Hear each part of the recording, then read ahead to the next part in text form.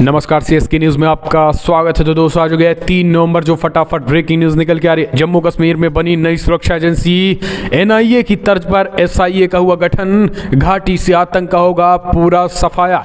दूसरी बड़ी अपडेट निकल के आ रही है, भारतीय सैनिक 14,000 फीट ऊंचाई पे कर रहे हैं युद्धाभ्यास। चाइना के छूटे पसीने गुपचुप तरीके से बढ़ाने लगा तैनाती, नेविगेशन सिस्टम को बंद कर दिया है सीमा पे।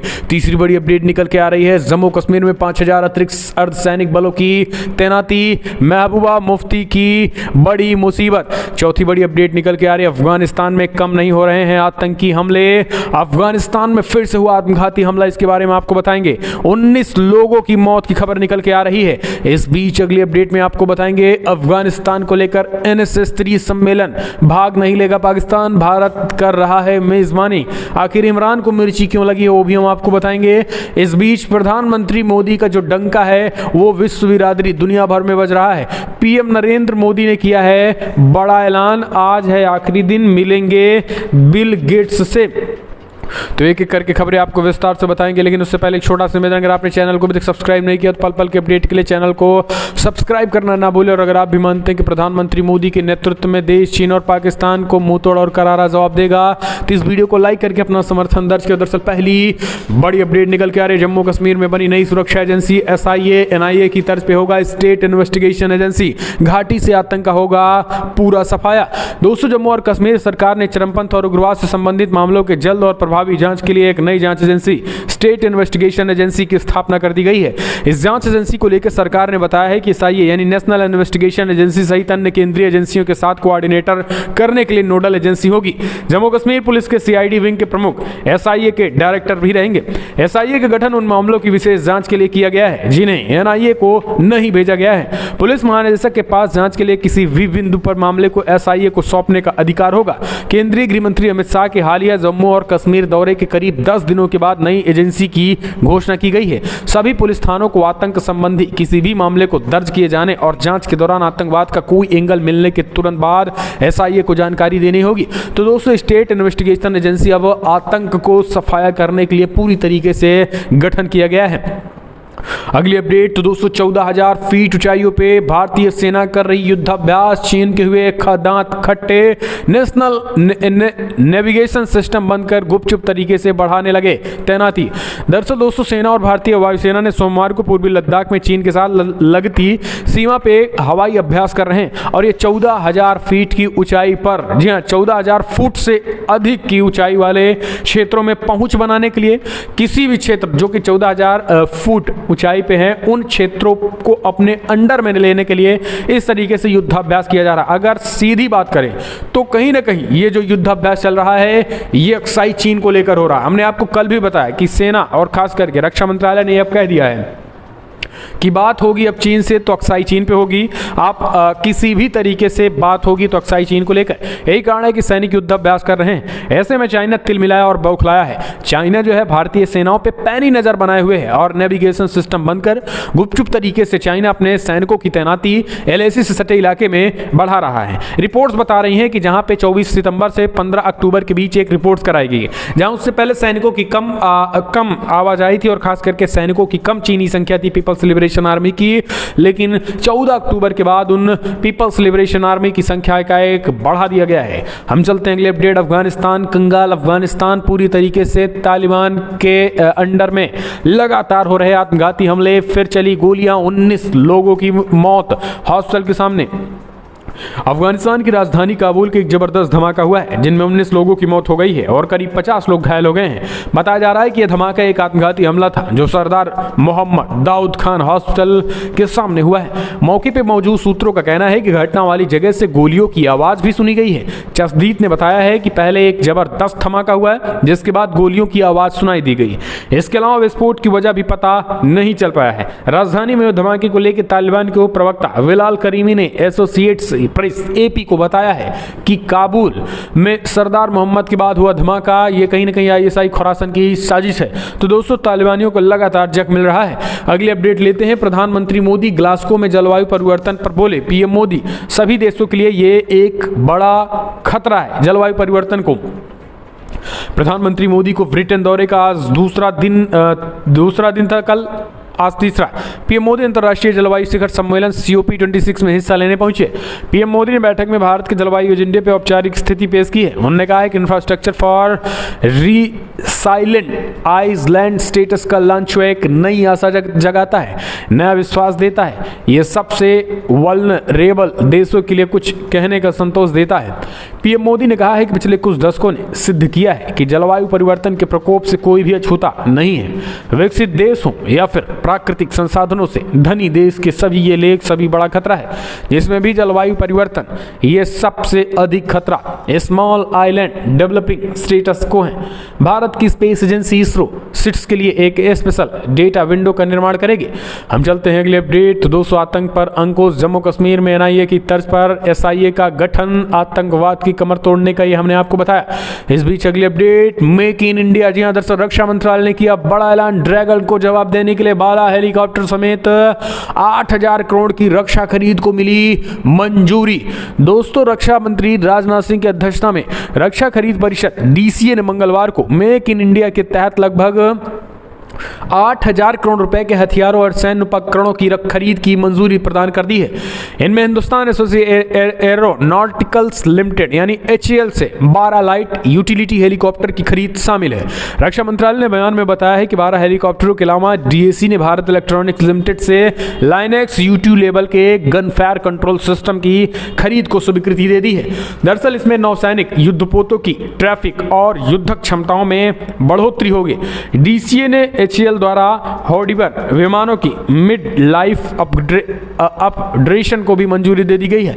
तो दोस्तों, लगातार भारतीय सैनिकों की जो क्षमता है वो रक्षा मंत्रालय बढ़ाने की कोशिश कर रहा है। सबसे बड़ी बात यह है कि इसमें आत्मनिर्भर और मेक इन इंडिया का जो है वो पावर देखने को इस बार मिल रहा है। हम चलते हैं अगले अपडेट। तो दोस्तों, अमेरिका दिवाली को घोषित होगा प्रशासनिक अवकाश, जल्द पेश होगा विधेयक। दोस्तों, अमेरिका में रहने वाले भारतीय को जल्द ही एक बड़ा तोहफा मिलने वाला है। अगर संभव हुआ तो कल यानी जो दिवाली है, दिवाली के दिन प्रशासनिक अवकाश घोषित किया जाएगा। ये घोषणा भारतीयों के लिए बहुत मायने रखती है। हालांकि दिवाली को प्रशासनिक अवकाश के रूप में मान्यता बुधवार को पेश होने वाले विधेयक पर निर्भर करती है। दोस्तों, दरअसल अमेरिकी कांग्रेस की सदस्य कैरोलिन मेलोनी की ओर से बुधवार को अमेरिकी कांग्रेस के सामने दिवाली को संघीय अवकाश घोषित करने के लिए विधेयक पेश किया जाएगा। बुधवार को पेश होने वाले इस विधेयक के समर्थन में डेमोक्रेटिक कांग्रेस के सदस्यों के साथ इंडिया कॉकस कांग्रेस सदस्य भी शामिल हैं। हम चलते हैं अगले अपडेट। अफगानिस्तान को लेकर NSA स्तरीय सम्मेलन में भाग नहीं लेगा पाकिस्तान, भारत कर रहा है मेजबानी। अफगानिस्तान के मौजूदा हालात पर 10 नवंबर को नई दिल्ली में आयोजित होने वाले राष्ट्रीय सुरक्षा सलाहकार NSA स्तरीय सम्मेलन में पाकिस्तान ने प्रतिभाग नहीं करने का फैसला कर लिया है। पाकिस्तानी समाचार पत्र बिजनेस रिकॉर्ड्स के अनुसार NSA मोहम्मद यूसुफ ने उज्बेकिस्तान के साथ सुरक्षा समझौते पर हस्ताक्षर कार्यक्रम के दौरान बताया है कि वो भारत की मेजबानी में आयोजित होने वाले सम्मेलन में हिस्सा नहीं लेगा। इससे पहले पाकिस्तानी विदेश विभाग ने भारत की तरफ से आमंत्रण भेजे जाने की बात की पुष्टि भी की थी। दोस्तों, आपको बता दें कि पाकिस्तान जिस तरीके से अकड़ा हुआ है ये चीन के इशारे पर चल रहा है, लेकिन शायद ये नहीं पता चल रहा है कि चाइना जो है वो किसी का ना हुआ है। हम चलते हैं अगले अपडेट। जम्मू कश्मीर के BJP नेता के खिलाफ हेट स्पीच का केस दर्ज, पार्टी ने माफ़ी मांगने को कहा। दोस्तों, जम्मू कश्मीर BJP नेता विक्रम रंधावा के खिलाफ हेट स्पीच के लिए मामला दर्ज किया गया है।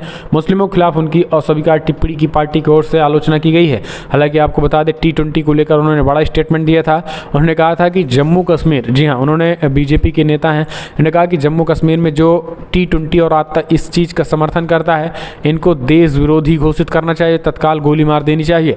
हम चलते हैं अगले अपडेट। एक और बड़ी खबर, वायुसेना प्रमुख BR चौधरी ने कहा निर्णय लेने की प्रक्रिया छोटी करने के लिए बने सेनाओं का संयुक्त ढांचा एक नए सिस्टम बनाने की मांग की है और कहा हमारी सेनाएं जो हैं, हमारे जो सैनिक हैं, दोनों मोर्चे पे चीन और पाकिस्तान को करारा जवाब देने के लिए तैयार हैं। दोस्तों, वायुसेना प्रमुख BR चौधरी ने सोमवार को कहा है कि सशस्त्र बलों से प्रत्येक की ताकत का पूरा उपयोग करने और निर्णय लेने की प्रक्रिया छोटी करने के लिए उनके बीच संयुक्त ढांचा बनाया जाना चाहिए। चौधरी ने नई दिल्ली में राष्ट्रीय रक्षा महाविद्यालय में अधिकारियों को अपने संबोधन में भारतीय वायुसेना को एक समकालीन एरोस्पेस शक्ति बनाने के लिए विषय पर बल दिया है। चीफ ऑफ एयर स्टाफ ने अपने संबोधन के दौरान संयुक्त ढांचा बनाने के लिए सेना के प्रत्येक अंग की ताकत का उपयोग कर सैन्य शक्ति के समेकित इस्तेमाल की जरूरत का जिक्र किया। किया है, तरीके से उन्होंने कहा है कि नए ढांचे को बनाने की ज़रूरत है। हम चलते हैं अगली अपडेट लेते हैं। तो दोस्तों, पाई पाई से देश चला रहे इमरान खान को लगा झटका। टीएलपी के हिंसक प्रदर्शनों के कारण अर्थव्यवस्था को 35 अरब रुपए का हुआ नुकसान। दोस्तों, पाकिस्तान में कट्टरपंथी इस्लामिक संगठन तहरीक लब्बैक ने इमरान सरकार की नींद उड़ा रखी है। उसने चरस बो दिया है। संगठन ने सरकार के सामने ऐसी मांगे रखी है कि जिसे सुनकर कोई भी सर पकड़ लेगा। अपनी मांगों को मनवाने के लिए टीएलपी ने देश भर में हिंसक विरोध प्रदर्शन कर रहे हैं, जिसके कारण देश की अर्थव्यवस्था को 35 अरब रुपए का नुकसान हुआ। यह जानकारी लाहौर में मुख्यमंत्री के विशेष सहायक हसन खवार ने दी है। पाकिस्तान पहले से ही आर्थिक तंगी से जूझ रहा है। एफएटीएफ की ग्रे लिस्ट में होने के कारण देश को कर्ज लेने में दिक्कतें आ रही हैं। तो दोस्तों, पाकिस्तान जो है वो एक तरीके से उन अपने आतंकियों से परेशान है, जिन आतंकियों को उसने पहले आतंकी बनाया। अब वही जो आतंकी हैं अब पाकिस्तान पर ही, इमरान खान पर ही चढ़ाई कर रहे हैं।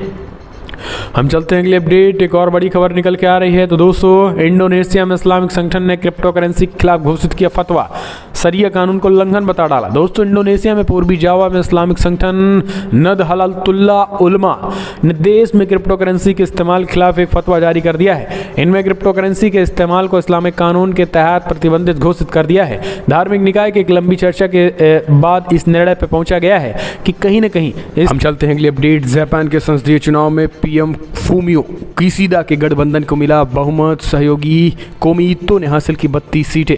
दोस्तों, जापान के प्रधानमंत्री फूमियो किशिदा की बात करें तो गठबंधन ने रविवार को होने वाले संसदीय चुनाव में कुछ सीटें गंवाने के बावजूद बहुमत बनाए रखा है।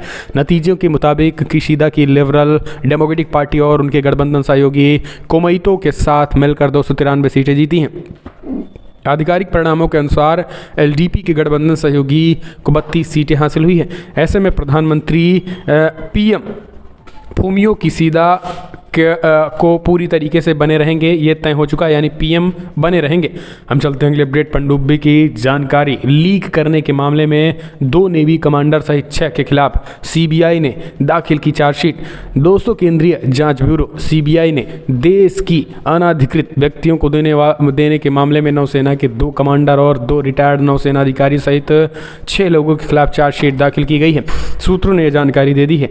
सूत्रों के अनुसार सभी 6 लोगों पर प्रिवेंशन ऑफ करप्शन एक्ट और इंडियन पीनल कोड भारतीय दंड संहिता के तहत आरोप लगाया गया है। सीबीआई ने कहा है कि आरोपी भारत की किलो श्रेणी की पनडुब्बी को प्रोग्राम की जानकारी अनधिकृत व्यक्तियों को पास कर रहे थे। ये मामला उस समय सामने सबके आया जब सीबीआई ने रिटायर्ड नौसेना अधिकारी रणदीप सिंह ने एजेंसी के 3 सितंबर को गिरफ्तार किया गया था। तो दोस्तों, ये खुलासा हुआ था, सीबीआई ने चार्जशीट दाखिल कर दिया है और उन आरोपियों को अभी भी शिकंजा कसा है।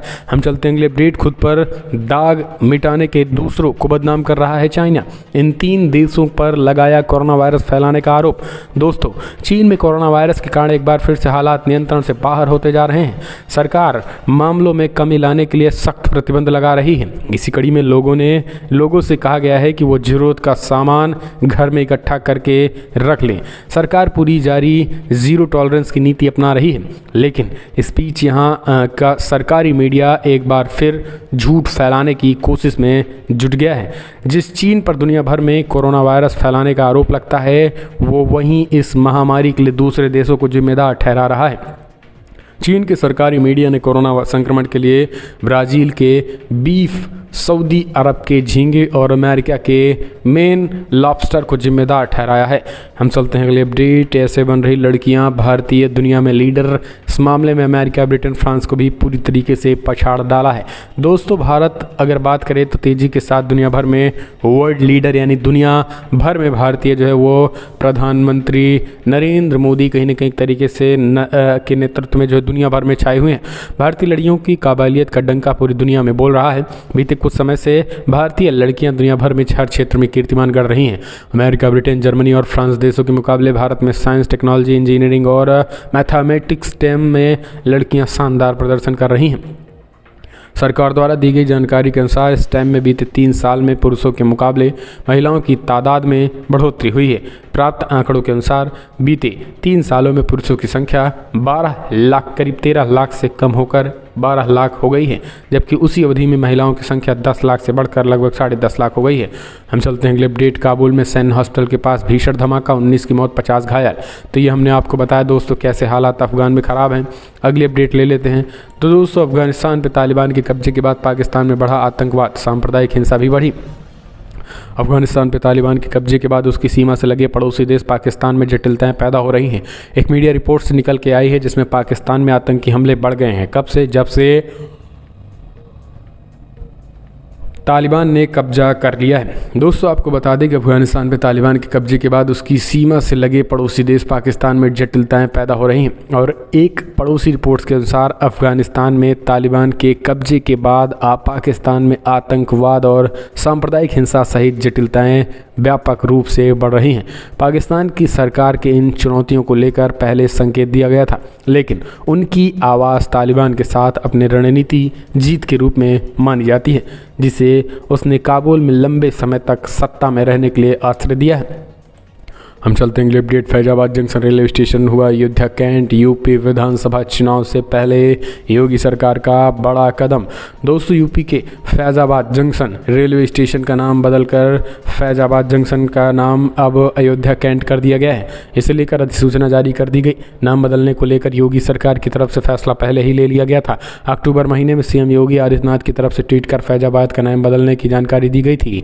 सीएम ऑफिस की तरफ से कहा गया है कि सीएम योगी ने फैजाबाद जंक्शन रेलवे स्टेशन का नाम बदल अयोध्या कैंट करने का फैसला कर लिया है। साल 2018 में फैजाबाद जिला और मंडल का नाम बदलकर अयोध्या कर दिया गया था। अगले अपडेट। असम में तालिबानी कानून लाने की कोशिश, बुर्का के बजाय पहनी जीन्स तो युवती ने कहा चरित्रहीन, धक्के मार दुकान से निकाला। अब जो है तालिबानी फरमान बताया जा रहा है। सरकार ने कहा कड़ा एक्शन लेंगे ऐसे जिहादियों के खिलाफ। दोस्तों असम के विश्वनाथ जिले में मोरन पुलसिंग का एक मामला सामने आया है। दोस्तों जहां एक मुस्लिम शख्स ने जीन्स पहनने पर एक युवती को शर्मसार कर दुकान से बाहर निकाल दिया। दरअसल युवती मोबाइल फ़ोन एक्सेसरीज स्टोरेज में एयरफोन खरीदने के लिए आई थी। इसी दौरान दुकान के मालिक ने बुर्का ना पहनने और जीन्स पहनने को लेकर लड़की की खरी खोटी सुना दी। इतना नहीं, उसने ईयरफोन देने से भी इनकार कर दिया। पुलिस ने बताया कि घटना गुवाहाटी से करीब 230 किलोमीटर दूर विश्वनाथ चरियाली से मौजूद एक मोबाइल फ़ोन एसेसरीज स्टोर में की गई है, जहां लड़की एक ईयरफोन खरीदने गई थी। उसने बताया है कि दुकान के मालिक नूरुल अमील ने न केवल उनको ईयरफोन देने से इनकार कर दिया बल्कि बुर्के के बजाय जीन्स पहन कर आने को भी कहा गया है। तो इस तरीके से असम में मामले निकल के आए हैं। हालांकि अब इसे असम सरकार ने इसे तालिबानी कानून बताया है और इस पर कड़ा एक्शन लिया है। हम चलते हैं अगले अपडेट। एक और बड़ी खबर निकल के आ रही है। तो दोस्तों उपचुनाव, जी हाँ, बाई पोल्स में किसान के कानून, जिसे किसान काला कानून बता रहे हैं, नहीं दिखा कोई प्रभाव। बिहार में चला जेडीयू एनडीए की जीत हुई ज़बरदस्त। वहीं हरियाणा में भी भारतीय जनता पार्टी चंद वोटों से हारी है। दोस्तों आपको बता दें कि कई राज्यों में हुए उपचुनाव में भारतीय जनता पार्टी असम में पूरी 5 की 5 विधानसभा उपचुनाव सीटों पर धमाकेदार जीत दर्ज की है। तो दूसरी तरफ असम के बाद अगर बात करें हम, मध्य प्रदेश में भी भाजपा ने पूरी तरीके से जीत दर्ज कर ली है। हरियाणा में भी चंद वोटों से हारी है। बिहार की बात करें तो बिहार में भी जेडीयू ने 2 की दोनों सीटें जीत ली है। एनडीए के खाते में दोनों गई है। यहाँ आरजेडी और कांग्रेस को दोनों को झटका लगा है। इसी बीच बड़ी खबर निकल के आई है जहां पे भारतीय जनता पार्टी को कई राज्यों में जीत दर्ज मिली है। ऐसे में कांग्रेस पार्टी को एक बार फिर से निराशा हाथ लगी है। हम चलते हैं अगले अपडेट। आपको बता दें अनिल देशमुख के बाद अजीत पवार पर एक्शन। आईटी ने 1000 करोड़ की संपत्ति सीज करने का दिया नोटिस। दोस्तों महाराष्ट्र में केंद्रीय एजेंसियों का एक्शन जारी है। पूर्व गृह मंत्री अनिल देशमुख की गिरफ्तारी के बाद डिप्टी सीएम अजीत पवार पर एक्शन शुरू हो गया। इनकम टैक्स डिपार्टमेंट ने अजीत पवार से जुड़ी 5 संपत्तियों को सीज करने के आदेश जारी कर दिए। ये संपत्ति 1000 करोड़ रुपए से ज़्यादा की है। दोस्तों आपको बता दें कि इनमें पहली चंद्रेश्वर शुगर फैक्ट्री है और दूसरा साउथ दिल्ली में स्थित फ्लैट मार्केट वैल्यू करीब 200 करोड़ रुपए है। तीसरा है पार्थ पावर का निर्मल ऑफिस मार्केट वैल्यू करीब 25 करोड़ है। चौथा है निलय नाम से गोवा में बना रिसॉर्ट। तो पूरी तरीके से ईडी ने शिकंजा कसा है। जो भ्रष्टाचार करके जो संपत्ति बनाई गई थी, कड़ा प्रहार किया गया है। हम चलते हैं अगले अपडेट। तो दोस्तों एक और बड़ी खबर, जम्मू कश्मीर में नहीं दिख रहा है सुधार, 5000 अतिरिक्त सैनिक बलों की तैनाती, महबूबा मुफ्ती बोली। महबूबा मुफ्ती को भी नज़रबंद किया गया है। दोस्तों जम्मू कश्मीर के स्थिति में सुधार होता नहीं दिख रहा है। हाल ही के दिनों में बढ़ती आतंकी घटनाओं के बाद केंद्र शासित प्रदेश में 5000 अतिरिक्त सैनिक बलों की तैनाती कर दी गई है। इसी बीच इसके साथ ही महबूबा मुफ्ती को फिर से नज़रबंद कर दिया गया है। केंद्र ने हाल ही में प्रवासी श्रमिकों की हत्याओं के बाद जम्मू कश्मीर में केंद्रीय सैनिक बलों के अतिरिक्त 5000 जवानों की तैनाती का आदेश दे दिया है।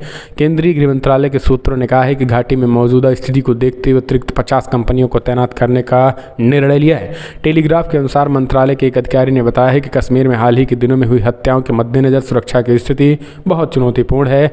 जम्मू कश्मीर पुलिस को कानून व्यवस्थाएं बनाए रखने और आतंकवाद विरोधी अभियान चलाने में मदद करने के लिए सैनिक बलों की अतिरिक्त 50 कंपनियां तैनात की जा रही हैं। तो ये एक तरीके से सेना की जो है वो तैनाती बढ़ी है। हम चलते हैं अगले अपडेट। बड़ी खबर, अमरिंदर सिंह, कैप्टन अमरिंदर ने बनाई नई पार्टी। सोनिया गांधी को इस्तीफा लिखकर भेजा, बोले बहुत अपमान हुआ कांग्रेस पार्टी में। जी हाँ, पंजाब लोक कांग्रेस नाम की नई पार्टी। दोस्तों पंजाब के पूर्व मुख्यमंत्री कैप्टन अमरिंदर सिंह ने मंगलवार को अपने नए राजनीतिक दल के नाम की घोषणा कर दी है। आपको बता दें कि पंजाब लोक कांग्रेस अमरिंदर सिंह ने कांग्रेस अध्यक्ष सोनिया गांधी को पत्र लिखकर पार्टी से इस्तीफा दे दिया है। आपको बता दें अमरिंदर सिंह ने पंजाब कांग्रेस अध्यक्ष नवजोत सिंह सिद्धू से सियासी संघर्ष के बाद सितंबर में पंजाब के मुख्यमंत्री पद से इस्तीफा दे दिया था। पंजाब में अगले साल की शुरुआत में विधानसभा चुनाव होने वाले हैं। ऐसे में पूर्व मुख्यमंत्री द्वारा नई पार्टी का गठन काफ़ी अहम रहने वाला है। पिछले हफ्ते अमरिंदर सिंह ने कहा था कि उन्होंने पार्टी के नाम और प्रतीक के लिए आवेदन दिया है और चुनाव आयोग से मंजूरी मिलने के बाद इसकी घोषणा कर दी जाएगी। तो दोस्तों कहीं ना कहीं पंजाब के विधानसभा चुनाव से पहले करारा झटका कांग्रेस के लिए है। सिद्धू ने लिखा है कि फिलहाल पिता तुल्य हूँ, फिर भी मुझे गालियां दी गई और मैं ये सब बिल्कुल बर्दाश्त नहीं कर सकता हूँ। इस तरीके से उन्होंने बड़ी बातें कही हुई हैं। तो दोस्तों फिलहाल बड़ी खबरों में इतना ही, लेकिन अगर आपको वीडियो पसंद आया तो लाइक करें, शेयर करें, कमेंट के माध्यम से